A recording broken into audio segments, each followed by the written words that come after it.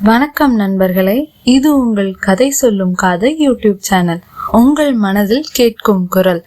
இன்னைக்கு கதைக்குள்ள போகலாமா?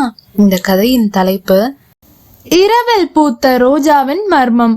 இது ஒரு தொடர்கதை ஆகையால் முதல் 4 பாகங்களை கேட்டு பின் பாகம் 5 கேளுங்கள். பாகம் 5, உயிர் தேடும் உயிர்கள். அண்மையில் கண்டறியப்பட்ட சதிகள், பழிகள் மற்றும் அனுபவங்கள் இப்போது அரண்மனையில் சர்வசாதாரண தன்மை எதுவுமின்றி 1000 ஆத்மாக்கள் கலந்துள்ள நிலையில் அகிலா உணர்கிறாள். இந்த நிழல்களின் மேல் உத்தரவாதம் பெற்றிருப்பவர்தான் பூங்கொடி, அரவிந்த், கார்த்திக்.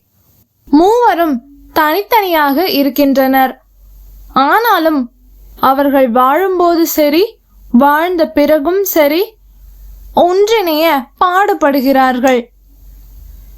அன்று காலையில் அங்கு வேலை பார்க்கும் அந்த அம்மா வந்து, அம்மா, நீங்க நேத்தி பூங்கொடி அம்மாவை பத்தி கேட்டுக்கிட்டு இருந்தீங்களாமே ஊர் ஃபுல்லா, நீங்க வந்து பார்த்து பேசிட்டு போன அப்புறம் ஒரு 6-6:30 மணி வாக்குல நேத்தி சாயங்காலம் அவங்க இறந்து போயிட்டாங்கம்மா என்று தகவல் கூறினார்கள். அவர்கள் சர்வசாதாரணமாக தகவல் போல் கூறினாலும் அகிலாவிற்கு தூக்கி வாரி போட்டது. என்ன, அவர்கள் மரணித்து விட்டார்களா? அப்போ நேற்று வந்து பேசியது எனக்கு மனக்குரல் இல்லையா? நிஜமாவே பூங்கொடி அம்மா இப்போ ஆத்மாவா இருக்காங்களா? அப்போ அவங்களோட ஆவியும் இந்த அரண்மனையில் தான் வந்து சேர்ந்திருக்கா? அப்போ இந்த அரண்மனையில 3 ஆவிகள் இருக்கா? இப்போ என்ன ஆக போகுது? அவங்களுக்கு தான் அரவிந்த் பத்தி தெரிஞ்சிருச்சே, அப்புறம் ஏன் அவங்க ஆத்மா சாந்தி அடையல? அதே போல் அவர்கள் வேலை முடித்து சென்ற பின் நேரம் ஓட இரவும் வந்தது.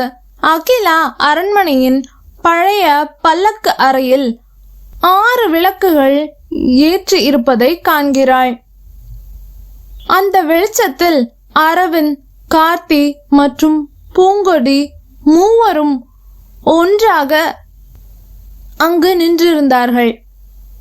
அரவிந்த், நம் மூவரின் வாழ்வும் தவறான நிலையில் முடிந்துவிட்டது. வாழும்போது சரி, வாழ்ந்த பிறகும் சரி, நிம்மதியே இல்லை.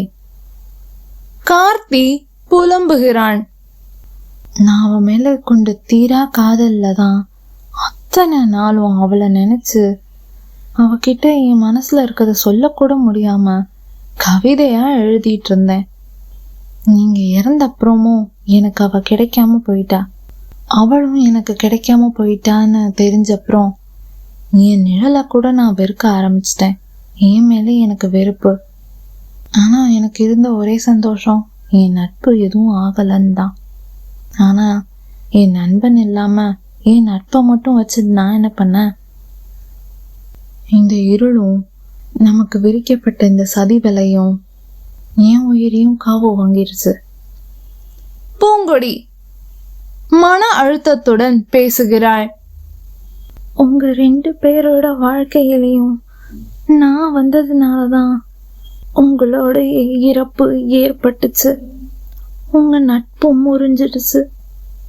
நான் வாழ்ந்த இத்தனை நாளும் அதே குற்ற உணர்ச்சியில தான் நான் மூழ்கி இருந்தேன்.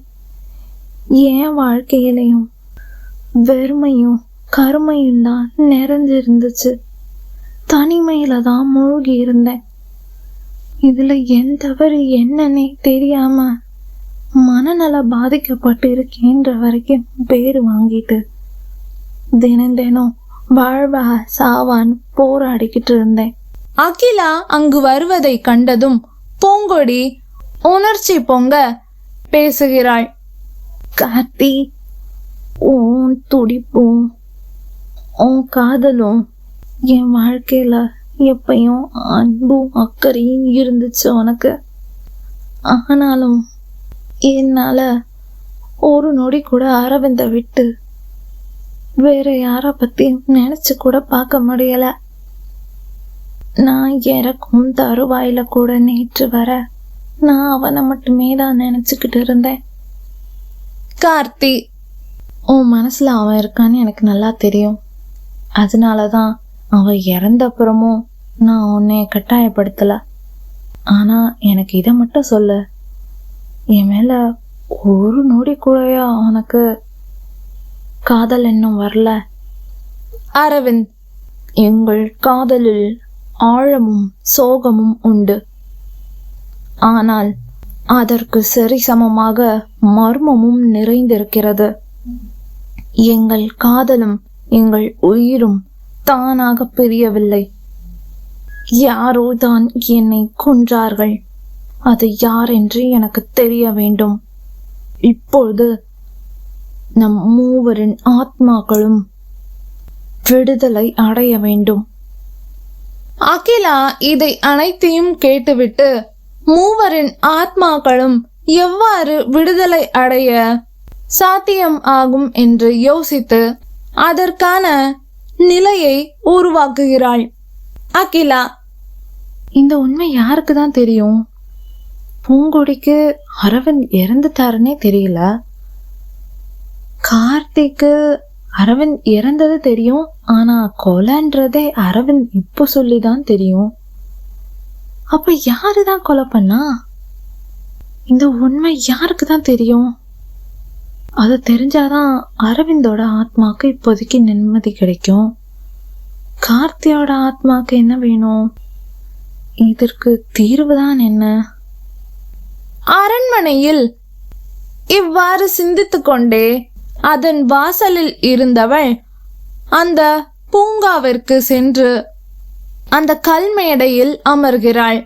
அதற்கு கீழே நேற்றும் அங்கு அமர்ந்தபோது அவள் கால்பட்டு என்னவென்று பார்த்த அந்த மணி அங்கேதான் இருந்தது. அதே மணியை உற்று நோக்கிக் கொண்டே அங்கு உட்கார்ந்து அவள் சிந்தனையில் மூழ்கி போகிறாள். அங்கே இப்போ புதிய குரல் ஒண்ணு கேக்குது. அகிலா, இந்த குரல் யாரோடது என்று சுற்றிலும் கண்களை சுழற்றி தேடுகிறாள். இந்த காதல் தீர்க்கப்படவில்லை. இன்னும் ஒரு மர்மம் இருக்கிறது. அரவிந்துடைய ரகசியம் எனக்கு தான் தெரியும். அவனது மரணத்தின் ரகசியம். கார்த்தியின் வெறுப்பும் வெளியே வர வேண்டும்.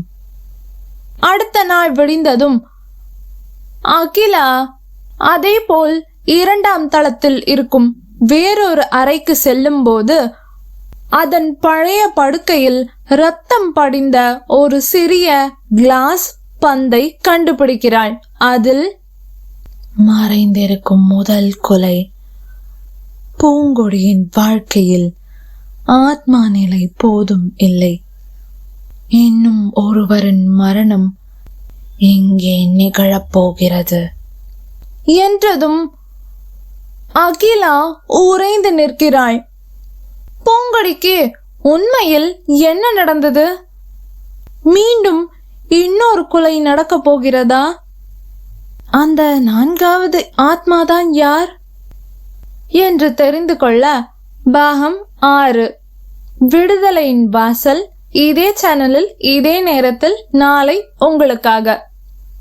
நிகழப்போகும் இறுதி யுத்தம் ஆத்மாக்களின் சாந்தியை பெற்றுத்தருமா, உண்மையை வெளிக்கொண்டு வருமா என்று தெரிந்து கொள்ள காத்திருங்கள். மர்மம் தொடரும்.